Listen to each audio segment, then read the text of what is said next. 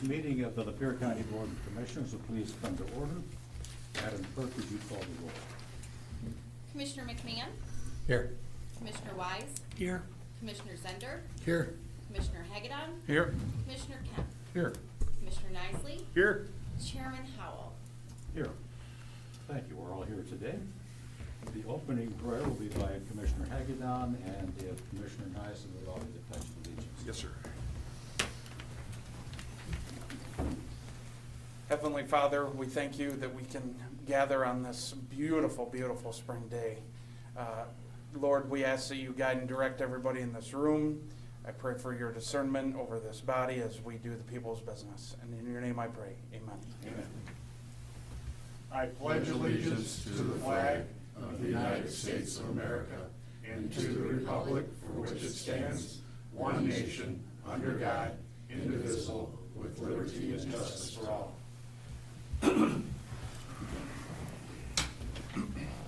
First item is consideration of the agenda for this morning.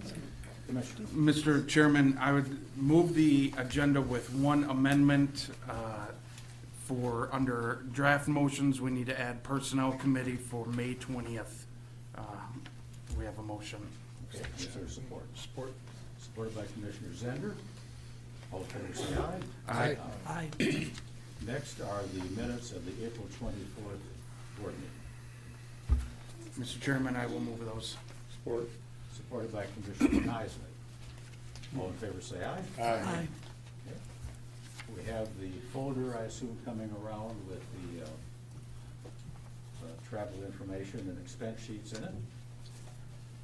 We'll start out this morning with elected officials and department heads. Do we have either elected officials or department heads that wish to comment at this point in the meeting? Seeing none at the moment? Mr. Chairman? Yes. You know, Dana Miller was going to try to give us an update on the GSA stuff. So maybe if she was in a meeting, maybe we could go back to that Yes. if she comes in. Good, I appreciate the heads up on that. Yes, if she comes in, we'll let her speak to that issue. Perfect. Thank you. Okay, next we do have a somewhat special presentation by Sam Moore and Greg Horton regarding Tax Increment Finance Authority. So, gentlemen, you have the stage. Mr. Chairman, if I could, I just wanted to give a brief introduction. So Emily City has requested to do a residential TIF, and so what happens with that is there's a time frame for all the taxing entities to chime in and add their support and not support. I'm very happy to say that at the last Emily City DDA meeting, I attended along with Russ Adams from Lapeer County EMS, and the DDA voted not to capture any extra voted millage henceforth, with one exception, and not that they were opposed to this, but it was with the law enforcement prosecutor millage. And the only reason they set that one aside, and quite frankly, I recommended they do that, was because they wanted to make sure that they talked to both the sheriff and their chief of police first. There was some question, as you know, that gets directed to the sheriff's department, the prosecutor's office, and the municipalities that have their own police department don't actually get part of that millage other than the school liaison officer, which in this case was already being paid for by the school district. So therefore, it went to the school district, not back to the city. But they wanted to have some conversations with those two gentlemen before they made a final vote on that. There is two millages that they have collected on for one year, and that's the seniors and the veterans millage.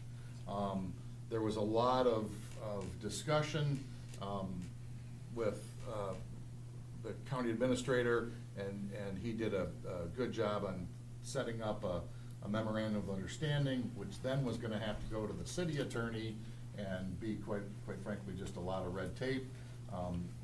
What I'm recommending and what they agreed to was that our senior director and our veterans director sit down with the DDA and agree on how that money that's already been captured is going to be spent.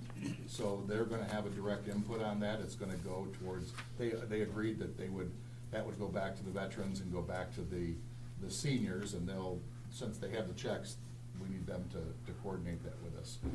But moving forward, they've agreed not to capture on any extra voted for their DDA, and the city council also agreed that they would put it in the language of the residential TIF district, that they would not, for the life of the TIF, capture any extra voted. So Well, with very that, good. I would turn it over. We appreciate your good offices in helping work out that situation, because as you well know, I think all of the commissioners have been concerned about the capture of these millages. When the voters approve it on the ballot for a specific purpose, there's obviously a strong feeling it ought to go for that specific purpose. So anyway, we appreciate you, but. Well, since Ian's just covered all that.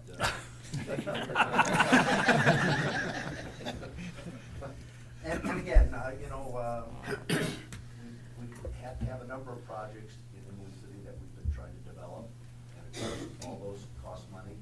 We've met with a number of developers on subdivisions, on road projects, on our new industrial park, but they all want us to put in infrastructure, streets, water, sewer, and we don't really have the resources to do that. And we're hoping with this neighborhood improvement authority that'll give us the funding to encourage those investors to help us develop in the city. And again, as Ian said, we've already drafted letters to each of the special voted millage stating that we won't capture their voted, and we're hoping for your support. That's pretty much it in a nutshell. Basically, this is a phenomenal tool for the local community to get some infrastructure built and in the ground to incentivize homes being built. And as you're all well aware, there's a housing shortage, there's quite a demand, especially in the Emily City area. So this is a huge tool to get us moving forward. So the district you're going to create, the Tifa district, is it primarily for sewer and water, or what other projects have you got in mind? And if you're going to speak, if you could look close to the microphone, I think the audience can hear. Mr. Chairman, could they introduce themselves? Because I don't think they did, and the public would probably. Good point. I'm Sam Moore. I'm the Executive Director for the Lapeer Development Corporation. Craig Horton, City Manager for the City of Emily City, and I've never been in this room before.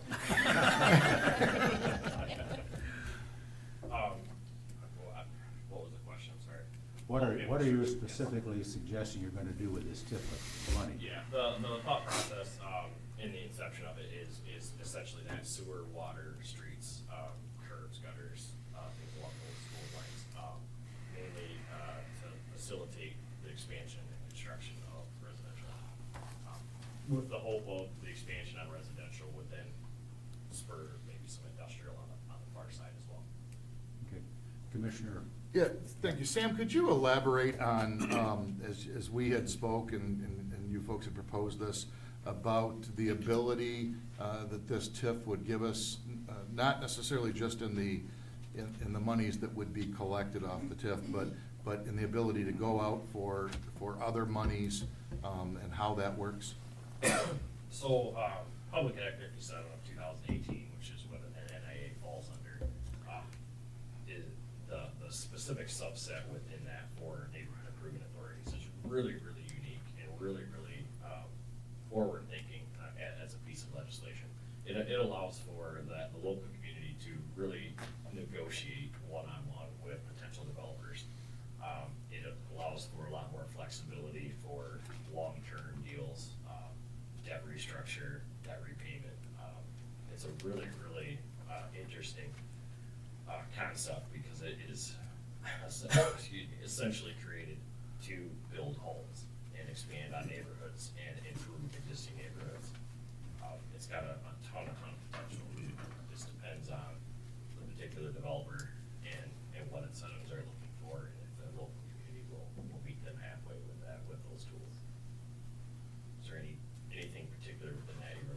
Well, and just, you had touched on the ability to get some federal funding in for some infrastructure and. Yeah, with having this as a tool, it's essentially, we can leverage our own resources or our own tax capture with that against federal funding, against grant funding, state funding. Currently, there's been the last round of initiative funding was for housing was pretty successful across the region. And that's a tool as those programs at Michigan evolve, that we may be able to tailor specifically to target some of that funding as well, not only to help offset municipal infrastructure, but to potentially even help offset developer cost as well. Mr. Chairman, Yes, Commissioner Wise. how big is the actual Tifa district gonna be? Where is it gonna be located? Basically, the TIF district is going to be everything outside the DDA. Okay. So between the DDA and the Tifa, the entire Imlay City will be Correct. in one or the other, okay. Any other questions, commissioners? Okay. Thank you very much, gentlemen. We appreciate the update, and we appreciate Imlay City's action as to those special villages. Thank you very much. So, just to be clear on this, if we, this is kind of an odd thing, but if we approve of doing this, we don't have to take any action. We would have to take action if we disapproved. Exactly right. So, from us, no news is good news. Great. Thank you. Okay, very good. We now have Dana Miller here, our county treasurer, and I believe she wants to make a presentation about the status of the GIS system. Yes, good morning. Morning. So I will back up and give a quick overview of where we started. So we started in the fall of 2023, and the board at that time fully supported us with a venture into GIS, a real program for our community, for economic development. It benefits many of our departments. So we went forward, but what we had to do is we had to take our current database and we had to convert that into GIS, and there was a lot of other work that needed to be done. So we RFP'd, we hired North Arrow to do that work, and that was a year's worth of work. That started roughly around, excuse me, the end of October of 2023. That work went to the end, almost the end of the year. It was around November to 2024. Then after Moses and I did research, we were looking at whether to hire in-house for GIS or whether to contract. After, there were various reasons, it was more cost-effective to contract with a company. It was also, we were finding that in the surrounding area, people were not able to keep an in-house GIS person. They were getting the experience, and then they were leaving. The state was paying twice as much as what counties were paying. So RFP, we contracted with Amalgam. Dave Nicholas, our contact for that. And we launched Fetch in February of this year. So we launched the GIS, and Fetch is the online component of that. That's where you can go onto my website, view the maps. You get a free view of the map with the SEV, taxpayer name, and then from there, if you want more specific information or you want to print a map, there's a charge so that we can recoup some revenue back. And actually, I talked with Dave yesterday, and we're set to have our first check, which it's not a lot. It's around $400, but it's going to take a while to get the word out and get people used to using it. I updated yesterday at the administrators meeting. Some of our locals were there. So GIS will always be, working on it. There's always going to be splits. There's always going to be things that we're updating and working on, but it is so much better. We already have some special projects, working with Inland City Left. They've requested a special map. Metamora has, I know I've spoken with our chair, Deerfield intends to do some things this summer, so it's definitely taking off. But I think we're walking before we run. I brought an example of our 8.5 by 11 maps that a lot of people come in at the counter for. Just you can see the difference, and I'll pass it along. The one with the county logo at the bottom is the newer map, so just for a comparison. Thank you. Like I said, that's not specialty maps or something that somebody would request. So we've also, working with our departments, they're very happy to have this. Drain department, 911, our health department. So they have logins so that they can do the work they need in their departments. Very happy with it, very happy that the board has chosen to support this. Because if you remember back when we had all the discussions, this is not a program that we went in with expectations that's ever gonna pay for itself. We viewed it as an investment. I've given our local assessors access to do their job only for assessing. It was made clear not to share with their boards. If their boards need specialty things, zoning maps, they need to come to the county like they would even before we got GIS. But I gave it to the local assessors. It helps them do their job better. But it also, you know, everything they do, they give to our equalization department. So the better they're able to do their job, the better equalization gets information from them. Today, the state of Michigan did a flyover last year for orthos, so those went live on our GIS program today. So the orthos from 2024 will be the most updated, and I know drains and I think road are eager for that. I'm sure the other departments are as well. So that went today. So we're cruising along, and we've already had some special projects, like I said, and it's brought in some income. So I'm hoping to see that ramp up and have different numbers next year. Yeah, so I'm happy to answer any questions. Any commissioners have questions? Sure. So if a piece of property changed hands, okay, from one owner to another, what kind of update, what kind of time frame is that before that actually shows up on our system? So we have asked the local assessors, we've had many meetings, to get us that information. At first, it was kind of, they're used to doing that once a year. And we're like, look, this program's only gonna be as good as, you know, it can be as we get more updates. So they're supposed to be funneling that as they get things, whether it's, splits, anything of that nature goes to, I have a contact person in my office, Amber Alexander, and we've got one point of contact, and then that goes to Dave at Amalgam. And you know, I should point out, our maps, the lot lines are better. They're give or take 3 feet, but it does not replace a survey. It says it down, you know, at the bottom of our maps. It always did.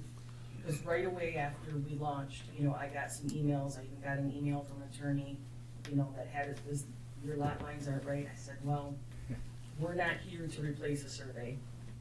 And I'm getting that a lot, so, yeah. Any other questions, Commissioner Kemp? So does this allow any of our local municipalities to piggyback with the provider to do their local GSI?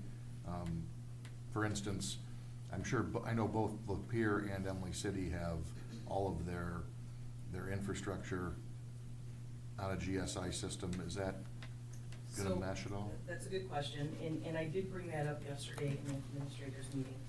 And I said, if you have anything, zoning, you have stuff already done, even if it's on paper, you don't have it digital. I said, get that to us, because Dave at Amalgam said he can convert that, and he would add those layers into GIS. Good. Yeah. Commissioner Nicely? The information on the GSI, will it include at some time infrastructure, DT easements and boundary line adjustments and things like that? Yeah, I mean, yes, we want everything and anything we can get. Any Our idea goal is- when easements and infrastructure DT consumers? I'd have to touch base with Dave. I know right now he's buried. And I touched base with him yesterday and there's quite a backlog of splits right now. And he said he'd be caught up on June. I'd have to look into that honestly, Kevin, to see a time frame for that. But it's all built, like our new drain commissioner is very open to, we need the drain layers, they're not done. And so we're having discussions with that. We want to get that uploaded. So yes, DTE easements, that's the goal. Any other questions? We appreciate you taking this on in your office. I know it's an additional duty that a treasurer doesn't necessarily do, but it's a great service, as you've already explained to all our departments, and as you also indicated, you and I have chatted about Deerfield Township, one of the communities in my district, who's looking forward to working with your system to create a new zoning map. So it's a great service to have available. Thank you for the presentation. Thanks, Dana. Thanks. We are now at the first public time for anybody who has a comment on an item specifically on this morning's agenda.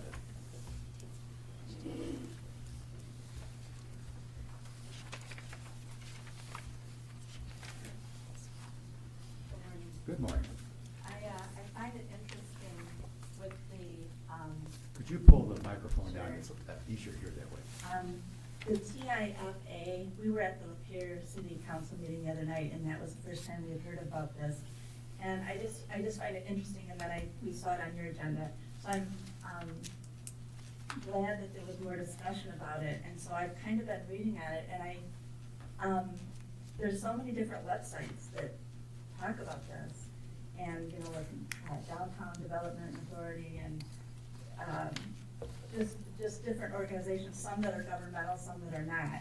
And I just really hope that people get educated on this. One definition was tax increment financing is a public financing method used to support redevelopment and infrastructure projects by capturing the future tax revenue increases generated from improved properties within a designated area.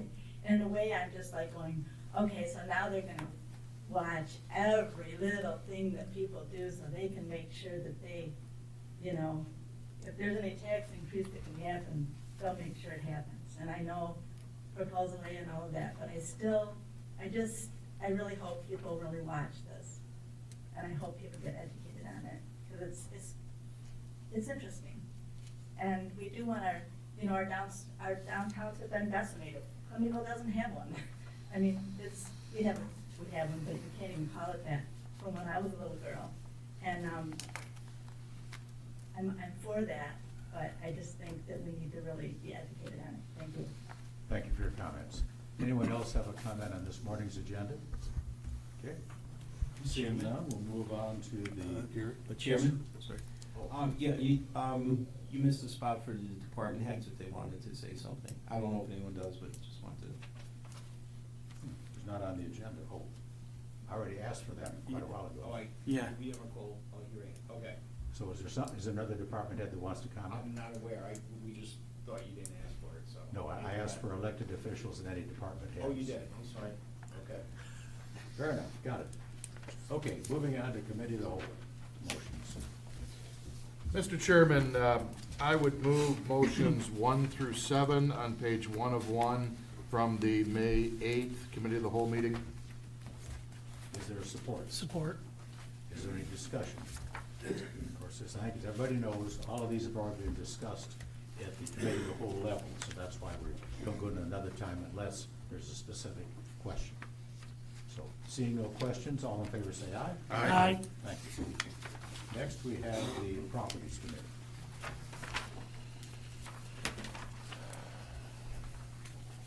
Well, we have a few of them. Okay, I'd like to make a motion to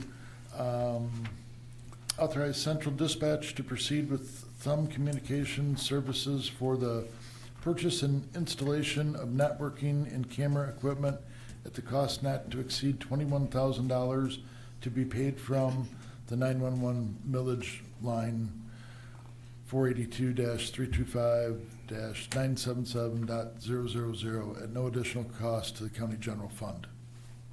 Is there support? Support. Discussion. All in favor, say aye. Aye. Next one, I'd like to make a motion to authorize Chief Animal Control to proceed with TMF Services LLC to install fencing and for the outdoor kennels at the cost of $35,102.39, with the understanding that the concrete pad and staining of the privacy fence be completed at the total project cost not to exceed $40,000, to be paid for from Friends of Lapeer County Animal Control funds at no additional cost to the county general fund. And authorize chair and vice chair to sign said agreement. Okay, it's supported by Commissioner Nicely. Any discussion? All in favor, say aye. Aye. I'd like to make a motion to authorize Buildings and Grounds Director to proceed with Facilities 360 for janitorial services at the County Complex Health Department and Annex, while proceeding with RWK for janitorial services for community mental health in the Sheriff's Department, and further to authorize chair, vice chair to sign said agreement. Is there Support. support?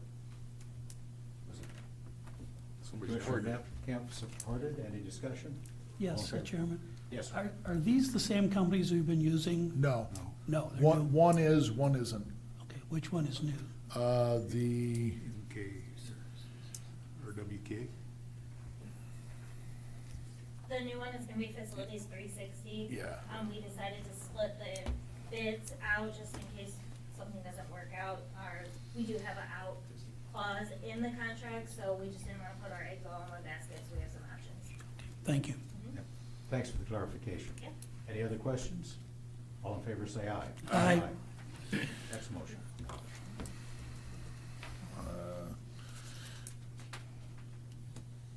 I'd like to make a motion to authorize Seniors Department to proceed with the payment of $2,780 to Emily City for requested HVAC work at the Emily City Senior Center, to be paid from senior millage line 223-601-813.000.674 at no additional cost to the county general fund.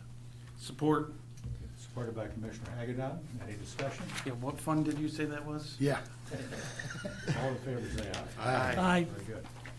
Well, you've got the big action, another properties committee meeting, so we continue with the May 8th meeting. Okay, I'd like to make a motion to authorize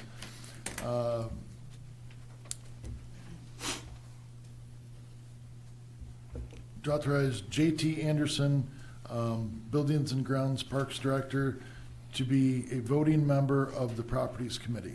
Support. Discussion? All in favor, say aye. Aye.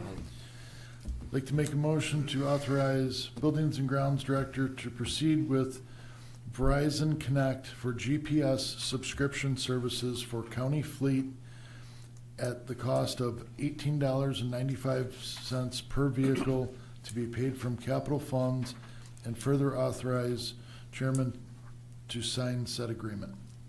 Support. Supported by Commissioner Wise. Any discussion? All in favor, say Aye. Aye. And last one, I'd like to make a motion to authorize IT Technology Service Director to proceed with purchasing of the IBM MAAS 360 subscription, to be added to the county's Verizon account at a cost of $2.25 per month per phone, to be paid by each department as the program is installed on the phone, and further to authorize chairman to sign said agreement. Is there support? Support. Supported by Commissioner Kemp. All in favor, say aye. Aye. Discussion? Yeah, just want to know what that's for. It's, so they can basically unlock phones, so if a phone was with a certain department and that person left, they'd be able to get into that. Does that pretty much sum it up? Yeah, that's correct. Currently, mobile phones are handed out to employees. We don't really have any control. So when they leave, if it's tied to their personal Apple account, it's a pain getting it unlocked and repurposed again. So we'll be able to control it, and essentially, decide what apps go on it. How many phones are there? 34. Okay. Thank you. Any other questions on this one? Okay, once again, all in favor say aye. Aye. Very good, thank you for the explanation. Mr. Chairman? Yes. If I could, and just to correct me if I'm not wrong, but for Commissioner McMahon, that 34 is county phones excluding the sheriff's department, correct? Yes, that's correct. That's excluding the sheriff's department and mental health. Okay. They're on their own, but they also use that software. But that comes out of their budgets. That's correct. Okay, thank you. Okay, moving on to Personnel Committee. Yes, Mr. Chairman, on number one, I'm actually going to make a motion to move this to Committee of the Whole with the authority to act based on recommendation from our county administrator and corporate counsel. Support. Okay. You're moving. Any discussion? Any- Which one are you? Number one. Oh, okay. Yep, the 911 director's contract. Okay, all in favor say aye. Aye. Very good. I will move to authorize the sheriff's department to hire and fill the vacant road deputy position, pay grade number 182, or position 182, pay grade S6, at step 2 as an external lateral transfer due to the candidate's 4 years of prior road patrol experience and pursuant to the letter of understanding with the union to be paid from the sheriff's department's budget at no additional cost to the county's general fund. Support. Supported by Commissioner Nicely. Any discussion? All in favor say aye. Aye.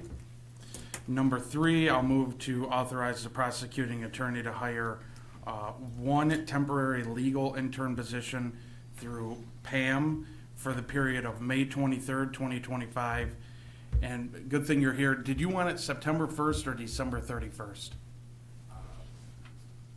I think this is the second intern position. This is the first one. The first one, Yeah, okay. to give us a little bit of background. Yeah, so the first intern position, yes, that would be correct. Starting immediately, going through basically Labor Day when the next term of law school would begin. Okay. So, Mr. Chairman, I thought we were gonna have the motion from Tuesday's special personnel. it is. It's after this. Yeah, We that's- amended the motion or the agenda and added it in. So I will be making that one after we're done with number 6 Okay. on this page. Any questions on this particular one? That the So prosecutor- I'll finish this through September 1st at a rate of $18 an hour and up to 40 hours per week at a total cost not to exceed $9,600 from the prosecutor's budget and at no additional cost to the county's general fund. Just one correction on that, you referenced that we would be hiring this person through PAM. Mhm. This is not. Okay. It just mirrors the PAM program, but we would not be paying PAM directly, we would just be paying this intern directly. Historically, when we've done those through PAM, that money would be paid to PAM. This time, it would just be a temporary hourly position, which we've done it both ways before, but I just wanted to make that Okay. correction. So I will amend my motion to just say hire a legal intern position for May 23rd, 2025 through September 1st, 2025. Support. Moved and supported? Is that the same as for the second one, John? Is that through Pam, or is that just, Same, it's a direct. It's just a different length. That one's gonna run through December 31st. All in favor say aye. Aye. Why don't we skip ahead and do the other one? Yes. following the prosecutor's So office? the May 20th one, I will move, I wrote it down, for the prosecuting attorney to hire a temporary legal intern for his office from May 23rd, 2025 through December 31st, 2025. At no additional cost to the county's general fund. we don't have it? It's not, that was added after a special meeting yesterday. I'll Is there support it. But Supported by I Commissioner don't- Zender. Comments? I don't find, No, we added it in. It's not in your packet. I thought they were gonna delivered to us this morning. Handed out this morning, so we had it in front of us. It's the one we did on Tuesday. I understand that, but those of the commissioners who aren't on personnel, have they ever seen the proposed motion? Is there one that somebody could print out for us? Mr. Chairman, I have a question, real quick. Yeah, Commissioner Camp. Are the date, the times, the May 23rd and the September 1st dates, are those for both both positions the same? No, one is to September 1st. The one that I just made the motion on is through the end of the year. So, So December 31st? Correct. So it would be the same motion, but with the September 1st date being December 31st? correct, exact same motion. And it might be helpful, I know you explained all this to the Personnel Committee, but give a little bit of rationale as to why you're doing two at this point in time. It is a unique scenario. So, the situation that I'm trying to deal with is we have, an assistant prosecuting attorney, Ryan Fitzpatrick, who is leaving to go to be the referee in front of the court, and take that vacant position. And then we've had a second, vacancy, within the prosecutor's office that has existed for a while for an assistant prosecutor position. So, through some recruiting efforts that I've done on LinkedIn, I've actually got lined up for two interviews of recent law school graduates. They just graduated from University of Detroit Law School in May. They'll be sitting for the July bar exam. So the strategy here is to try to recruit someone young out of law school. There are offices that will offer those individuals assistant prosecutor positions. I'm not of that theory or mindset that we would do that for someone that has not passed the bar exam in the state of Michigan. So the strategy here is to create a second intern position with this recent law school graduate. I would recommend they not start until after they take the bar exam. They just need to focus on that. But if that worked out, we would just have this intern position for the interim between taking the July bar exam, getting the results sometime in October. Then if that person worked out, we would be in a position to offer them an assistant prosecutor position to fill that vacancy. That's the strategy that we came up with for the second intern position. Well, since they're an hourly employee, I presume you'll give them time off for the bar exam and probably some weeks before to help prepare. I would well, the one intern is, the first intern position that we've already discussed is a first-year law student. So that different scenario applies to that person. They'll be going back to their second-year law school come September. The second intern position is someone that's graduated law school, waiting to pass the bar exam. So for that position, and I would strongly encourage them, you should just focus on passing the bar exam first, and not be worried about working until after you've done that. Take the bar exam, come in and work on an internship basis for us, learn how learn how a prosecutor's office works and what a prosecutor does. And hopefully, the intention would be that person would fulfill that vacant assistant prosecutor position. So even though it's from May 23rd, you wouldn't anticipate hiring them until after the bar exam has been Correct. sat for? Correct. Commissioner Kemp, you had a question? Yeah, just that, I'm assuming both of these positions you have funds for in your current budget? Yeah, we've got some salary cap, if you will, because we've had that vacant APA position for well over a year. I think it's like October a year ago that vacancy was created. And we've interviewed people, we just haven't found the right fit. And I'm of the mindset, I'm not just gonna hire somebody. I want the right person in the office, somebody that's got the skill set to be a prosecutor. Mr. Chairman, I'll support the motion. Okay. Any further discussion or questions? All in favor say aye. Aye. Very good. Thank you, for Mr. the Miller. explanation. Thank you. Thank you. Mr. Miller, Yes, sir. just real quick, and I'm sorry how did that work out with you were gonna hire an investigator for the prosecutor's office? Good question while I'm here. Yes, we have Craig Gormley, was hired, brought in. If you don't know Craig Gormley, he is a retired sergeant detective from the city of Lapeer Police Department for about 25 years. He was also at the Sheriff's Department prior to that. term of service as a deputy, I believe, in the sheriff's department.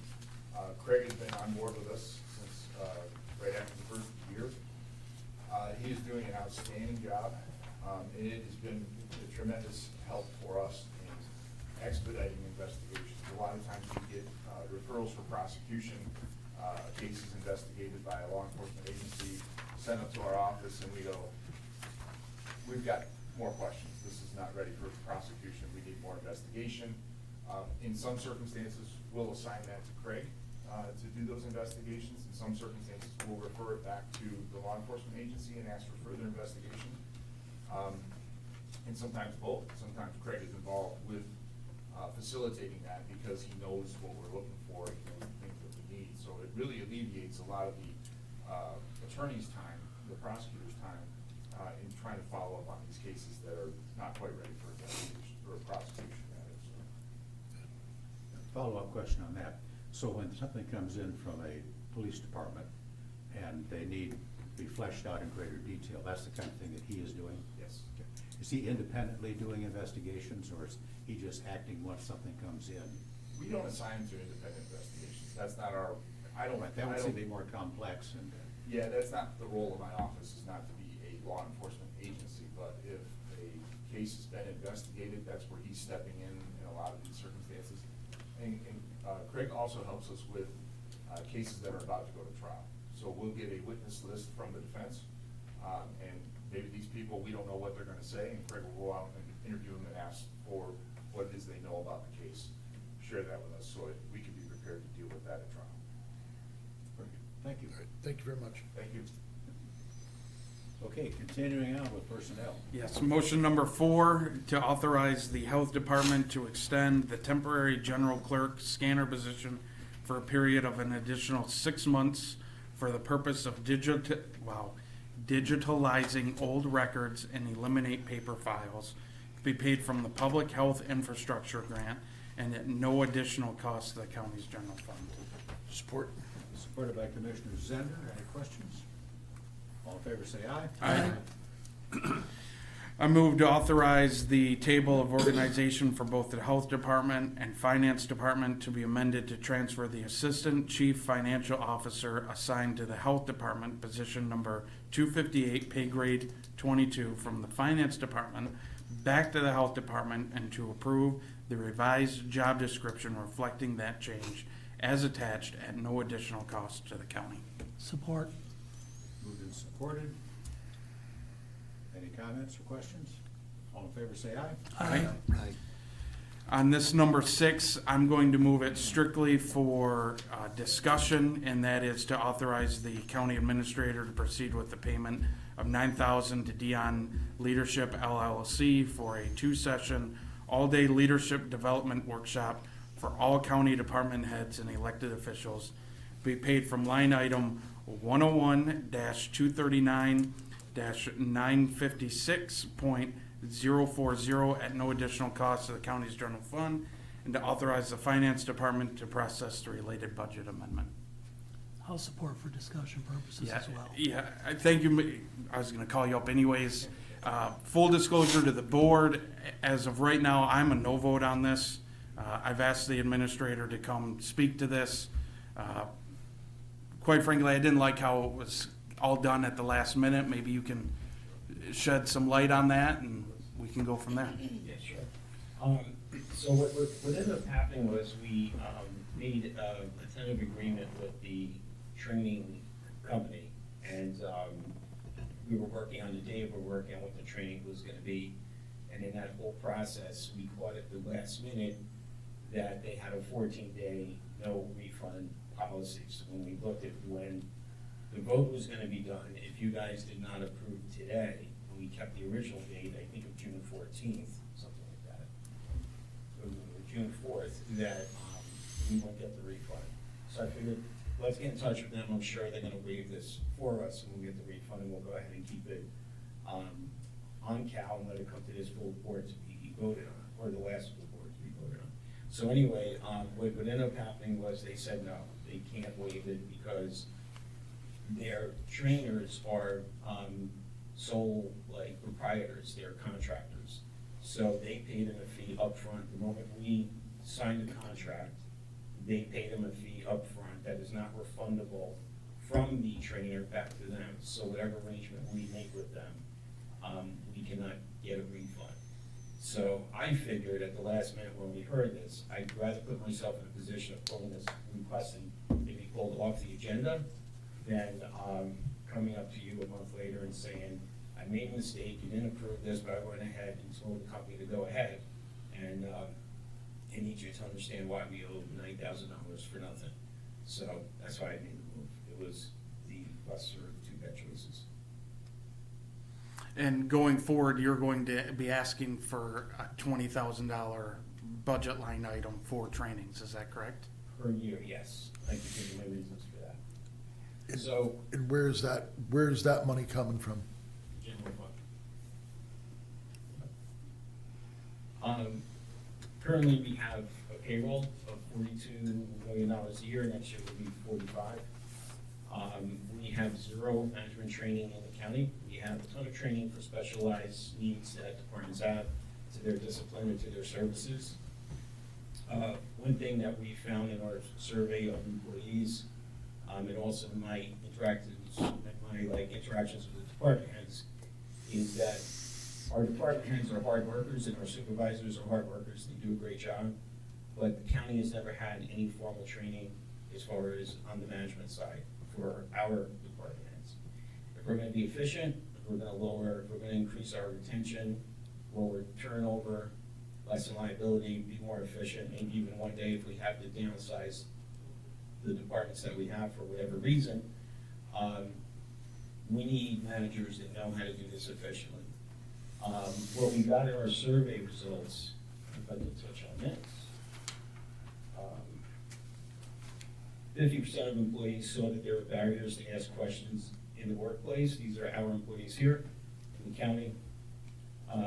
53% felt there needs to be better communication between departments and managers. Only 3% of employees indicated that they feel good about communication between departments and managers. Nearly half of employees feel responsibilities are not always shared fairly between the other members of their staff. Again, to me, this comes down to formal training. How do you speak? What do you say? How do you motivate? How do you organize? How do you get efficient? Talking to a lot of department heads, they really try hard. They put a lot of effort in, but knowledge and knowing how to do it goes a long way. So I just feel the county with this level of payroll, with the number of employees that we have, we need to have some kind of budget for internal management training. I think $20,000 by itself is a large number, but in comparison to the amount of money we're spending on payroll on staff, I think it's a small investment. The workshop that we negotiated to put together is called Communicating with Impact, and the second part of the workshop is Delegation and Accountability. These are the two topics that actually the department heads said in the survey that we sent that they thought would be the best topics that they want to get some training on. Just so you know, as far as training costs, the average company that we reached out to was $13,000 to $14,000 to do a one-day training. We got this for $9,000. It will come out to about $300 per participant. Excuse me. What concerns me too is how we direct our training costs. We spend thousands a year in training throughout our departments. But again, as I said in the beginning, it's specific to what the discipline or services in that department. And it's imbalanced. I feel we need to maybe do a little less of that, a little bit more of in-house training. We need to create our own culture, more of a team. We're starting to see that in the department, like head meetings. Managers are coming more together, we're talking more. And I'm trying to break down the silo effect that we have, and we've had for years. We just need to understand that we're a team. We have to share our resources, share our knowledge. We have problems. I encourage the department heads to go to each other, to talk about it, to come to me. So this is all part of a change that I would like to initiate. I'd like to make a comment on this one. We don't openly vote on it, but we pass around a packet every day of requests to go to trainings and so on. In this packet this morning, there were 3 of them were $2,000 apiece for people who were sending, whether it be Mackinac or Traverse, wherever. We probably spent 10 grand this morning on training. 12, yeah. So just to put it in perspective, we spend a lot of money on this, and if we can get more bang for the buck by having one centralized training locally, strikes me as a concept that's worth looking at. I mean, I know the number's big, 9 grand or whatever this one is, but we spend so much money on training, but we spend huge amounts on training. Anyway, comments from, So, you're not paying a per person fee, it's a flat $9,000, correct? Well, it's $9,000, it's $9,000 for the training for that full day with a cap of 30 people, which we will easily fill. So it's $300 a person. Now, we can sneak in a couple more, is what they said. Where a couple is, we're gonna stretch. So then, you're gonna have all your department heads, and you're going to invite your elected department heads as well. That's correct. I mean, I told the appointed department heads like yesterday that it's required that they attend and that they have their first like supervisor or second in command like attend as well. As far as the elected, I strongly encourage them to come. Right. Commissioner Nicely. So as Chairman Howell pointed out here, the amount of training that we spend in the package, and I agree, we see that every meeting, and it's a huge number. Are we talking about eliminating that training, or the bulk of it, or all of it, in lieu of this training, which would be here for the $9,000? You know, sending somebody to Mackinac is a lot of money. It's not a cheap place. Yep. That's something that I actually can't say because a lot of that training is required. Some of it is not. What we're doing now is, we've always been aggressive in watching the expenses on the RO and trying to get people to either drive together or lodge together. What we're gonna do is start focusing on department to department and talking to them about what their requests have been like over the years, and is it really necessary for everyone to go to this conference? That's what we're focusing on more. And it's an interesting conversation that we're having, because some push back, you know, they're very comfortable, this is an annual thing that they do, or they do it a few times a year, and it's quite expensive, whatever that may be, whatever the conference may be. And we're just trying to cut back on that, but I really don't have the ability to say, yeah, we're gonna cut back substantially on that training, because a lot of it is required and it's mandated for either their certifications or their specific, you know, positions. But I would like to if I could. But is there some overlap? I realize you got some of these are specialized for prosecutors or community mental health or things where they have to participate, but is there some savings potentially achievable here by having everybody go through a training locally? Yeah, I mean, as far as, if you're talking specific to this, to our like management, like training, there's savings in that we don't have mileage or lodging if we go to another location to have the training done. There's savings and there's efficiency, I should say. They're all here, so during break time, they can go back to their offices, take care of some things that need to get done, and come right back. So there's definitely a savings doing it this way for our management training, as opposed to the training that we do as far as specific to our departments where we travel and we lodge and we spend money on meals and so on. Other comments or questions from commissioners? Commissioner Well, Kent? I would mention with regard to CMH, the thing that was handed around today, a lot of the CMH training in this budget is, very little of it is paid by the county. If you look at it, it's like 10. It's all paid by the taxpayers. It's paid by the taxpayers, a grant, but it's not coming out of our, Right. of the monies that we have to take care of. The other question, when would this training be taking place, do you know? This one will be on June 25th. And then in the new budget, I will be requesting a $20K line item, which would, if you did approve that, that would be for a training session in the fourth quarter of this year, and then a training session in the second quarter of 26. Commissioner Kemp, you had a question? Well, yeah, I guess first off, just to comment, the discussion on training and travel expenses is now officially the biggest deja vu moment I've had sitting back on. So we're really talking about two things. We're talking about the $20,000 that you're going to request in the budget for future training, and that's really, I think, a discussion that should be had in budget hearings. Right, this is really premature. Yeah, this is really premature on that end. So just looking at this motion, my question is, are we traveling? Are our folks traveling to this, or are they? No, it's They're here. coming here to perform it? Okay, thank you. Sure. And it's already been contracted, and we understand. It's been written out, it's been all verbal, but nothing's been signed pending approval. Oh, so if we don't approve it, It's not we're not losing No, right, the yeah, that's money. why I- You're asking for the approval today and I am. then signing it. Okay. What was the Commissioner comment Nice. about having to give up a retainer or something? Was that unrelated to this? No, that was in answer to Commissioner Hagedorn's question as to why it was removed from the agenda at Cal. Oh, okay, gotcha. I just didn't want to raise the position, we didn't approve it. Any other comments or questions? I do, Mr. Chairman. Yes. I think, from my perspective, what you're doing here, I think is really good. I think you're trying to create more of a corporate structure within our county government, and creating cooperation between department heads. And the management training, from my experience in the private sector, is just absolutely crucial. And I know you have that same experience that you're bringing to this. And so I think it's extremely important.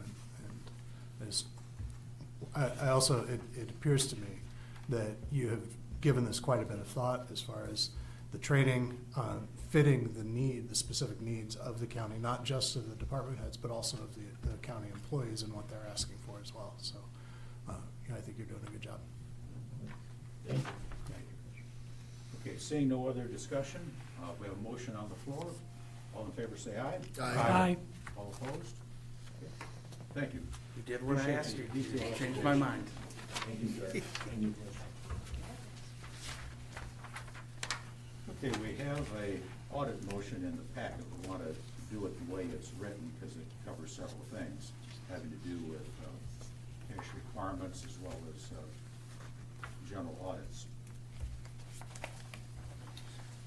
Mr. Chairman, I would move to enter into the record the county's audit motions, including cash requirements statement to Paycom Payroll LLC for May 2nd and May 16th, 2025, and the Road Commission audit motion for disbursements dated May 1st, 2025. Is there support? Supported by Commissioner Zender. Any discussion? All in favor, say aye. Aye. Thank you. Mr. Chair, now that we Wise. have the actual proposed motion from the personnel, which reads a little different than the motion that we passed with regard to the second intern, I was wondering if it wouldn't be appropriate to vote again on that one to You substitute. go ahead, you have it in front of you, so if you want to read it. We're gonna, But we've already passed that motion. Don't we need to we need to rescind that. rescind that Was there a motion? motion number assigned to that? Not yet. No, okay. Mr. Chairman, I would make a motion to rescind the previous motion regarding the prosecutor's second intern I'll support. position. Okay, moved and supported. Any discussion? All in favor, say aye. Aye. Okay, Commissioner Wise? And I would move that we authorize the prosecuting attorney to hire a second temporary legal intern position for the period of May 23, 2025 through December 31, 2025, at a rate of $18 per hour and up to 40 hours per week due to the vacant APA position, and another staff member that will be on an approved FMLA, Family Medical Leave, with the cost to be paid from within the prosecutor's budget and at no additional cost to the county's general fund. Support. Okay, moved and supported, any discussion? One Commissioner question, Nyson. just so I understand, it says May 23rd, and Prosecutor Miller said that this person's gonna be taking the bar exam, which I believe he said is in July.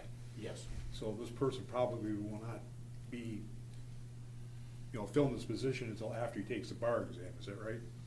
Odds are high, having taken the bar. Yeah, I mean, something like that, I Yeah. think they would need time to study and not want a full-time job, I would agree, so, okay, just so I understand. Of course, this is just a summer intern position in any case. Hopefully they'll get some time in, but as the prosecutor explained, what we're really trying to do is get some experience with these students and find out if they're potential for future assistant prosecutor positions. Any other discussion on the motion? All in favor, say aye. Aye. Very good. Thank you, Commissioner Wise. Okay, administration equalization. Perhaps the administrator or the finance director could give us a little background on the publication for the public hearing on this. They're all looking at each other.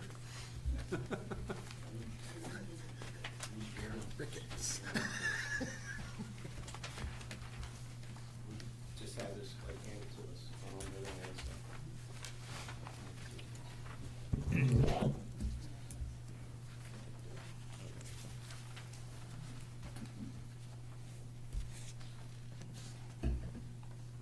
Sorry, was like, we kind of expected equalization to be down here to present this one. This Yes, is they should a have lot been. more complex than, Well, right now, we're just setting the public hearing, apparently. yes. But if you could just kind of very briefly explain the purpose of the public hearing. As I guess, the truth and taxation public hearing, for public to be able to have any input. And she provided our L 429, which will show, the heavy rollback and, all of their calculations for us to approve it after that public hearing. Okay. It's preliminary, so we'll get into the nitty-gritty when equalization is here. Yeah, she'll be able to Go answer through it. all of your We gotta go questions public about hearing that. in any case. Okay. I'll move it, Mr. Okay. Chairman. We have a motion to authorize the publication of public hearing and give the committee the whole authority to act. Support. Commissioner Nicely supports. Any discussion? All in favor, say aye. Aye. Aye. Very good. Thank you. Okay, we've got a vacancy on the Thumb Regional Community Corrections Advisory Board. Again, could somebody give us some background on this as to what we are, is this one of those specialized ones that only has to go to a certain category? Or are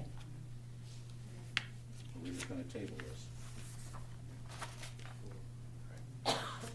Mr. Chairman, I'm on that board. I was not aware that we had a vacancy, so. It says a retired member, I don't know whether it means a resignation or what. I don't have that. We do not have, that committee does not have another meeting prior to our next full board, so I would move this issue to the next full board. Very I'll good. find out. Move this to the next full board meeting? Support. All in favor, say aye. Aye. Frankly, these things should not be on the agenda unless we're ready to deal with them. Any ad hoc committee updates? Seeing none, we are at the second public time. This is the one where you're free to comment on any topic of your choice. I see we have two. This gentleman is closer to the front of the room, so. You didn't think you were getting off that easy today, did you? No. Kenneth Topnick, Oregon Township. I have been round and round Genesee County Prosecutor's Office. I was told that one of our commissioners had in fact been charged with falsifying his affidavit. I had another person in the office tell me no, that it had been referred back for further investigation. It's got to the point, members of the press are having a hard enough time getting a straight answer. They're tracking me down, wanting to know what I know. I have been told the matter has been dropped. Whether that's true or not, I don't know, because I get different answers from the same people in the same office. If it has in fact been dropped, I have seen the webpage for the GoFundMe. I have seen one amount that was supposedly donated and collected. And for truth, transparency, ethics, I would like the board to find out what's going to be done with all that money that was collected for legal defense. Is it going to be donated to a charity, or is it going to be pocketed by somebody? Like I told you before, you guys out here, I know a lot of people can't make it to the meetings, but you are known by the company you keep. And you know that because I had politicians in this county whispering in my ear when the situation blew up. Because nobody wanted to stand up because it was politically incorrect and dirty to do so. I would just like to know what's going to happen to all the legal funds that were collected by the commissioner. We have another citizen that wishes to speak.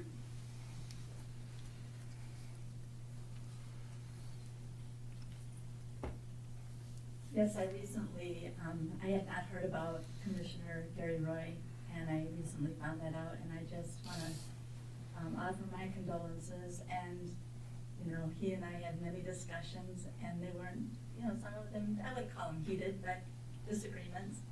But I always appreciated his comments about we are spending the taxpayers' money.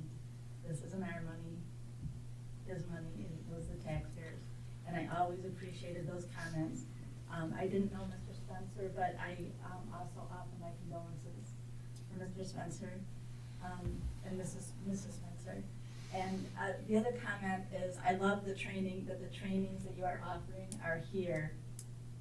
And we've all seen how much money goes out when people travel for, I've been to so many conferences, school board, and sometimes I sit there and I go, why am I here? You know, it's just great to see that fiscal responsibility, I think. Also, regarding Moses's thoughts and ideas on these trainings, one of the best bosses I ever had, every day would say to me, what do you need? How can I help you? And that made all the difference in the world for my job. So I appreciate that a lot. And then my other comment is with all the ways to communicate these days, email, texting, messaging, is it gotten worse because we don't talk to each other? And it's, you know, we don't check but people miss meetings because they didn't get the email or whatever. So really communication should be so much better. And it just seems like it's not. So I don't know how we solve that problem, but I really appreciate the planning of having conferences here instead of all over. Thank you. Any other citizens that wish to comment?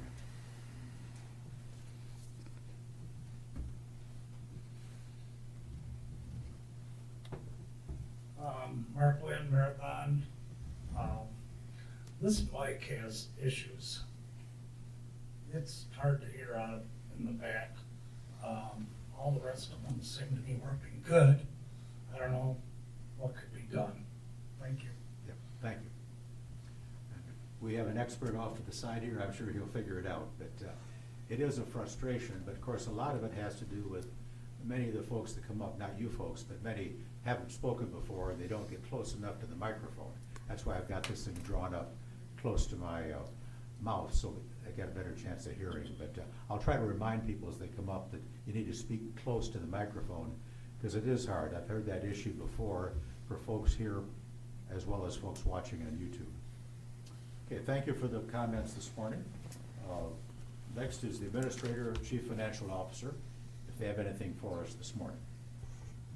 The only update that we have is that we're having the committee meetings at the same time today. So properties is going to be in room 302, and personnel is going to be in a new room that we're starting to use, which is the jury room on the second floor, which is on the west side across from the bathrooms. If you get off the elevator, it's to your left.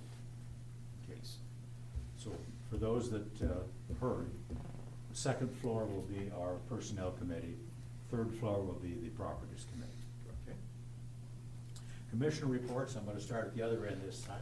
So Commissioner McMahon, you're first. Thank you, Mr. Chairman. First, I just want to, about these TROs, I added up just the mileage, and it was $2,800 that the taxpayers are paying just in mileage when we own so many cars. And, you know, we've had this conversation many times, and there's no return for the taxpayers on that money at all. So I do want to say that you know, I live my life not for myself, but for my Lord and Savior Jesus Christ, and I hold myself accountable. I want to be, and I want to be held accountable in His eyes, and I have absolutely nothing at all to hide. I never have, and I've been at every step. I've always been completely transparent, and it's very. And I see this a lot, where, you know, because of the work that I do in journalism, and I have whistleblowers coming to me all the time, and some of them are truthful and some of them are not, and it takes a lot of work to examine the evidence and to see what claims and allegations are real and which ones are not. And there is an agenda. And this is something, you know, that I think we all have some sense of, but there is an agenda to by people who are you know, they're often called the elites. Some of them are in this country, some of them are not. And I would say that all of our media, just about all of our media on the right and the left, is completely controlled or influenced by intelligence, by either domestic or foreign intelligence. And we are fed narratives, and the purpose of those narratives is to divide us, to get us angry with each other, hating each other. And most of what we hear is just not true, or it's partly true. The worst kind is the ones that are mostly true, because the part that's not true is meant to emotionally manipulate us. And so I want to encourage, and I don't know who this might be for, but I just want to encourage everyone to recognize when we're being emotionally manipulated into anger, hatred, fear, and it's just not real. That's not the response that we should have to any narratives that we're being fed. Our response should actually be skepticism. And so this is just a very general comment, and I think it applies on the local level and on the national level and on the state level, that we all have, as citizens of this country and of this county, we have I think a responsibility, a higher responsibility, to seek the truth and to follow the evidence. And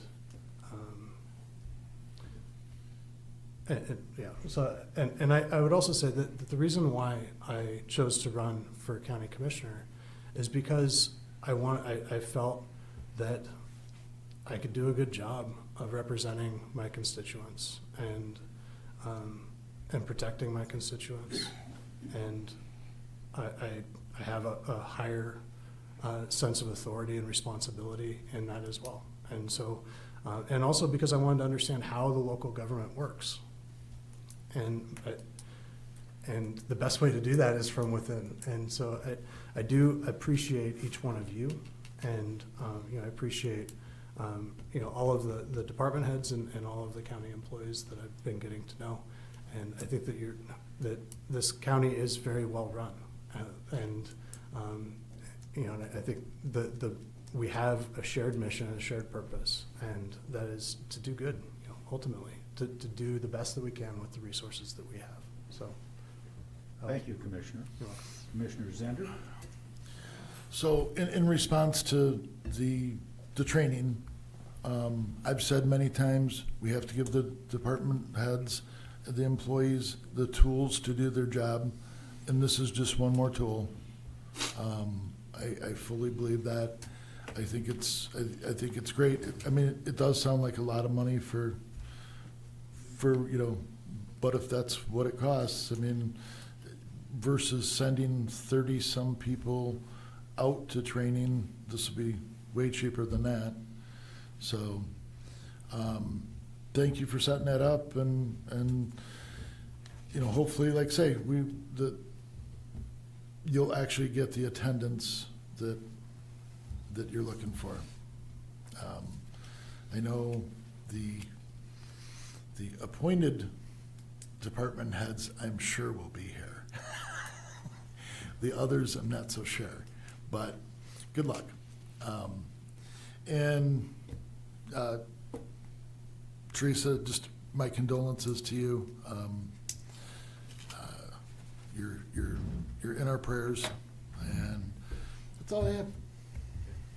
Commissioner Hagedorn. Yes, I want to echo Commissioner Zender. Teresa, you know we love you, and we're thinking and praying for you during this difficult time. Monday is Memorial Day. I'm not going to pull a Vice President Harris and wish you all a happy 3-day weekend, because that's ridiculous. But I will say, remember the reason for the day. It's an important day. It's a somber day, and we need to give it the respect that it deserves. New restaurant in town. Sorry, Kevin, but there is a new restaurant in town. It's called Mexico Lindo. Today's their first day. Competition's a good thing. It's our second Mexican restaurant. So I guess not in your wheelhouse, but it is good for economic development to have a good family-run business come to town. So with that, I will yield my time. Very good. Commissioner Wise. Thank you, Mr. Chair. Just want to talk about a couple of events that I've recently attended. This past Monday, I attended my very first Lapeer City Commission meeting. I've worked in the city of Lapeer for over 40 years of my professional life, never had reason to go to one of their meetings, but I went for the sole purpose of honoring Sergeant Charles Bonesteel, who is retiring. In fact, it's a week from today, his actual retirement. Sergeant Bonesteel appeared in front of me hundreds of times as my time as magistrate, and he always, whether it was on a traffic ticket or he was swearing out an arrest warrant or a search warrant, he was always well prepared, very thorough, and spoke with integrity. The City Commission passed a resolution honoring him Monday night, and it was my pleasure to speak in favor of that. Yesterday, I was in Cairo for the Human Development Commission's annual recognition lunch. Probably had 225 people there. A lot of them are staff, but also many of their clientele. The people who work there are very dedicated. They have a number of programs, and of course it covers Lapeer County, Tuscola, Sand Lake, and Huron counties. I would make note that it is considered a community action agency, and it's was developed under the Economic Opportunity Act of 1964, after President Johnson signed that as part of the war on poverty. And I guess I have to make a cynical comment that after 60 years of a war on poverty, the federal government still hasn't won that war. But they're very dedicated people up there, and it's my pleasure to attend. And that's all I have. Thank you. Commissioner Kemp. Well, I certainly wish the new restaurant in Lapeer well. We all know how difficult the restaurant business is, and especially when it's widely known that Emily City has the best Mexican food in eastern Mississippi. Yesterday, I had the opportunity to take two outstanding seniors from North Branch High School who happened to be on both junior fair board members of the Eastern Michigan State Fair to Lansing to testify in front of the Appropriations Committee for Agriculture and Rural Development. And they both spoke on the importance of the fair and the fair world in their life. They both spoke extremely eloquently, represented both the fair and Lapeer County very well, and just did a great job. It was interesting because then they both came back, rushed back to Lapeer to have senior swing out in North Branch. The two young ladies that testified were Jessica Peters and Shelby Howell. You might recognize the second name because it is Chairman Howell's granddaughter. But they did a great job. It was a real honor to take them and have them represent our county and our fair in Lansing, and I just can't say enough about them. You can actually go on the House YouTube page or the fair website, and you can watch their testimony. It's about 5 minutes long, and it's well worth it. So that's all. Commissioner Nicely. Yes, again, I'll echo the sentiments to Teresa and her family.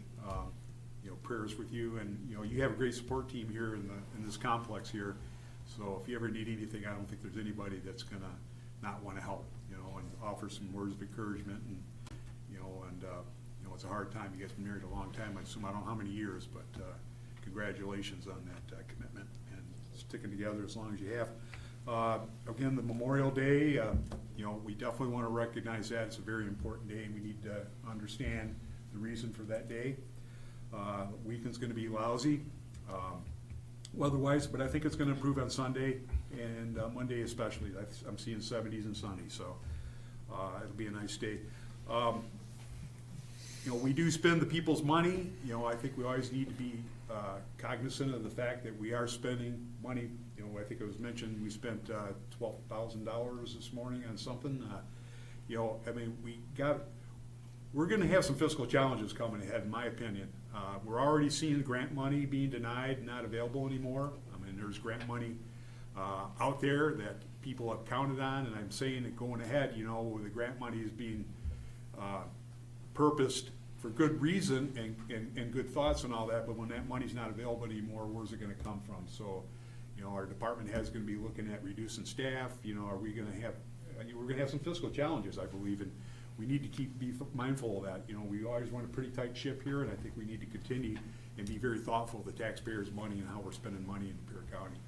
A lot of people want to come here because we do have low taxes for the most part. It's a great place. My daughter and her husband just bought a house on Lake Lapeer too, so I got my family back in town. They just finished their residencies at the hospital and their emergency medicine doctor fields. So it's going to be a great summer having the family back on the lake.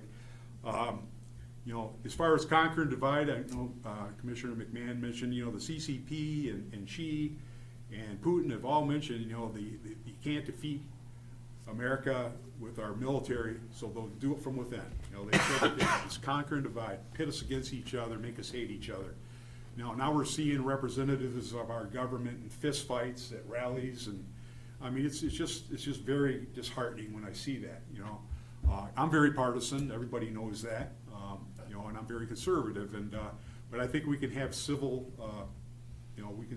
debate and get through this. When I was growing up, I don't remember seeing any of this. I don't think any of us here have. But this is all new within the last 8-10 years. That we've just seen this ramping up to where we are today. The country is divided, no doubt, and so hopefully we can get over those challenges.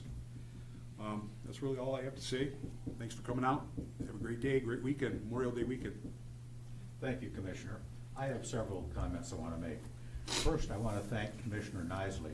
He recently sent us an email outlining his time when he's not going to be able to attend one of these meetings or a committee meeting. It's extremely helpful, particularly the committees, because there's only 3 members. So I'd encourage anybody, if you're not going to be here, you've all got my text, my phone number, you can contact Moses, just give us a heads up. Everybody's got a busy life, we're all going to be gone occasionally, but it's extremely helpful if we know that's coming up. Secondly, I want to thank Commissioner Kemp for his efforts not only because it's my granddaughter that was involved in the effort in Lansing, but the way the fair is involving young people in this county is admirable. We need to have more young people involved, not afraid to go talk to government, tell them what needs to be done from the standpoint of the local folks. And so anyway, I appreciate your efforts there. And of course, I had the good fortune to go to the swing out that he had mentioned in North Branch when I stood in the rain and cheered all the North Branch graduates on as they came down the street. Then we went out to Chatfield School and watched the Honor Society there. Chatfield, by the way, in my personal opinion, is a real blessing for Lapeer County. It offers a quality education in a somewhat different format than the traditional schools. The veterans were mentioned. I've had a lot of veteran activities since our last meeting.